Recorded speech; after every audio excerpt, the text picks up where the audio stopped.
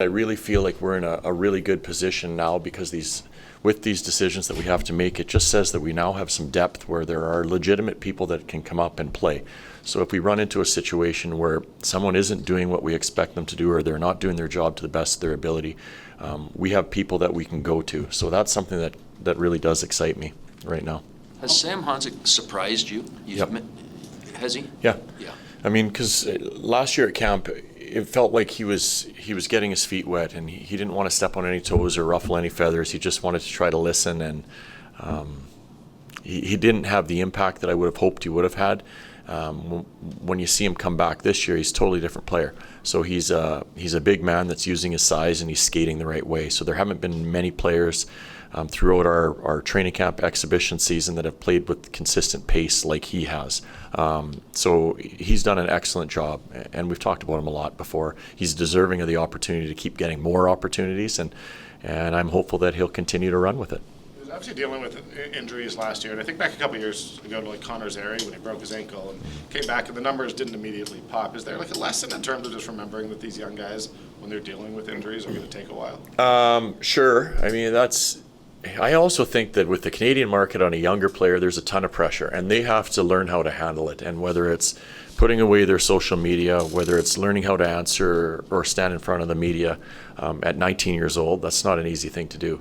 And I think once they've been in it before, it's no different than gaining experience on the ice. They just start to feel a little bit better about themselves. And when they have success in games and in practices, and they see that what I'm doing is working, then they just start to really feel good. And I feel that's where Sam and some of our other younger guys are right now too. There's a lot of factors that go into your decisions, no doubt, and some of it's on the ice, some of it's with the executive side of things. But with one game remaining, can he earn or lose a job? Most definitely earn. I don't know if I would say lose. There's other guys in that category too. So we're still trying to sort a few things out for sure. But I just want him to play his best. That's it. I don't want him to think about anything other than that. Just go and play. Ryan, how do you feel like these kids coming up these days, they're like social media from a young age type of thing, unlike us? Like, how do you feel they're adapting to trending on Twitter, or like how do you feel like they're approaching that? Not very well. I think it's a challenge for all these players, and it's not just the young guys anymore, but they're on their phones all the time.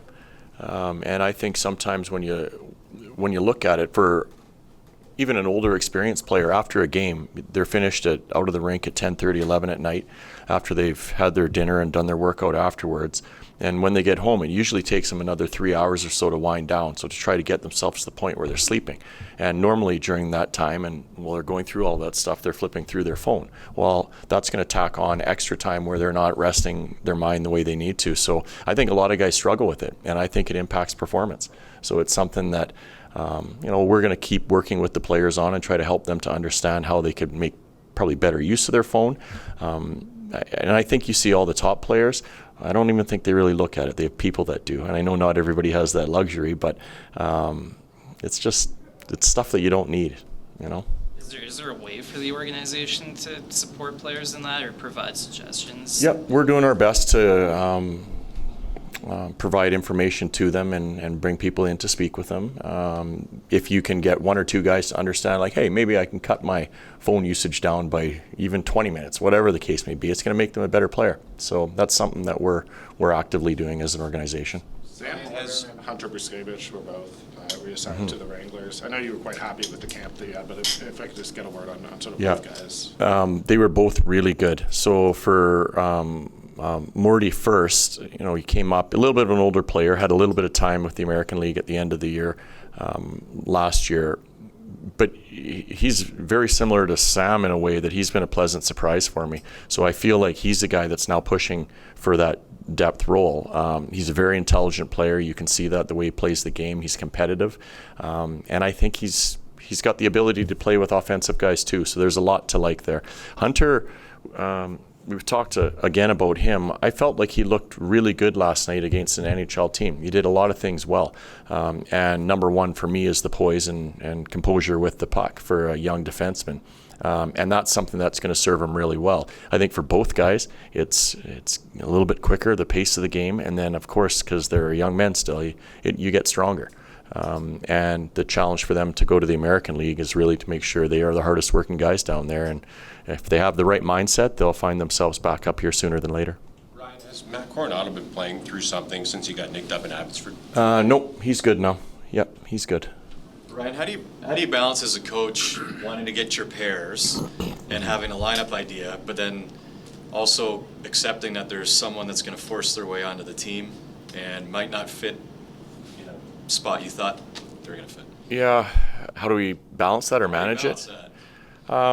At the end of the day, if you can help the team win, we'll find a way. You find a way to put them into a position where we think they can have success. So if someone brings something to the team that we feel we're lacking, whether it be speed or size or skill, then I think it's up to our coaching staff to find a situation where that player can be successful in. So if they can help us win, we're all for it.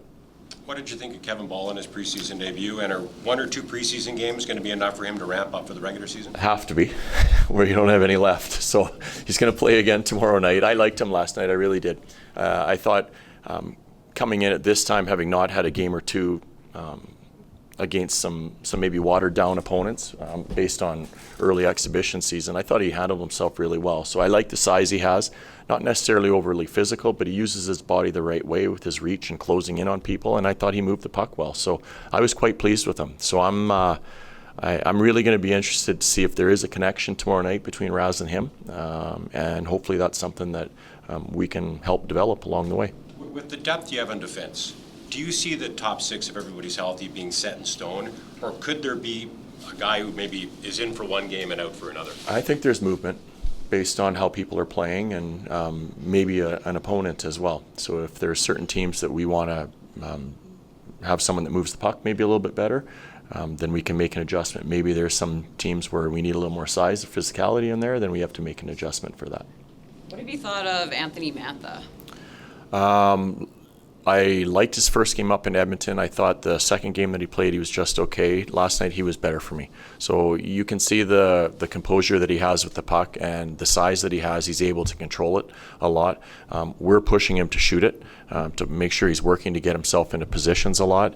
But again, similar to what I mentioned about Baller and Andy, we'd like to see if there's anything with Marty and Hubie tomorrow night. So we'll give them an opportunity to see if there is a connection there too. I wanted to follow up on Derek's question about Coronado, like understanding that he's not injured and Yep. what have you. Like he came out of the gates, Yep. got a bunch of points very early, and Yep. that slowed down. But what have you seen from him over the last sort of week? All the same things. Nothing's really changed. I mean, you're not going to put points up every game, and if we're just looking at a guy solely to put points on the board, then I don't think that's quite a fair assessment. So it's what he's doing with the puck, away from the puck, all those things that we're asking of all of our players, and I think he's been pretty consistent with that effort. You mentioned those difficult conversations, like when you're having those with guys and you're trying to reemphasize that it's not the end too, that there's opportunities that continue onward. Is that, a big part of that challenge to them when they go back, that there's going to be other opportunities down the road too? Yeah, and sometimes they don't hear it when you get to this stage when you're reassigning someone early on in camp. Normally it's a junior player or someone that the person knows they're not quite ready to play. Those ones are a little bit easier conversations. These ones are hard because everything they've done over the course of the last 4 or 5 months is to put themselves in a position to make a team. So sometimes when they're told that whether you're going to be put on waivers or we're going to reassign you to the Wranglers, after that they don't really hear the messaging for a bit. So maybe it's a day or two for them to kind of come to grips with it, but you want them leaving here feeling that they're valued and they're important. And we all know the way the game is. There's a lot of things that happen from a game-to-game basis, whether it's injuries, people not playing well. We saw the way things were for us last year. There's a lot of opportunities for guys to go down and play well, so they're the first person that we're looking to bring back up. Is Connor Zary maybe the best example of that? Went down a little ticked off last year, used that the right way, and came up. Is that maybe a... Yeah, he was mad last year. Connor was.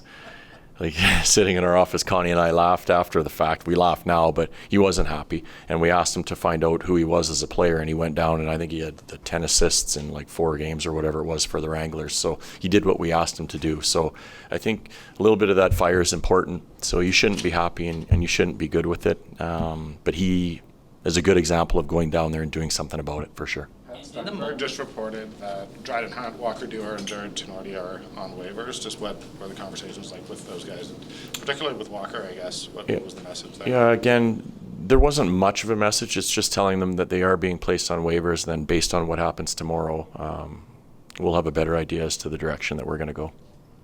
Now you're down to one main group. Do you change your approach of practice at all as you prepare for the regular season? No. I mean, we're trying to do the same thing from the start of camp. The way we want to practice has to be standard across the board every day that we're on the ice, because if that slips or slides, then inconsistency creeps into your game. I love today's practice. This, to me, was our best one that we had. And if we can get the guys to do things with detail and pace and compete like I saw today, and if they can do it consistency, I really like the direction that these players are going to be taking things.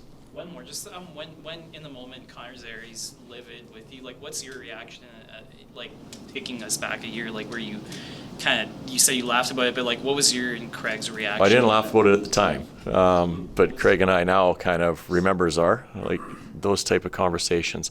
I understand it. I get it.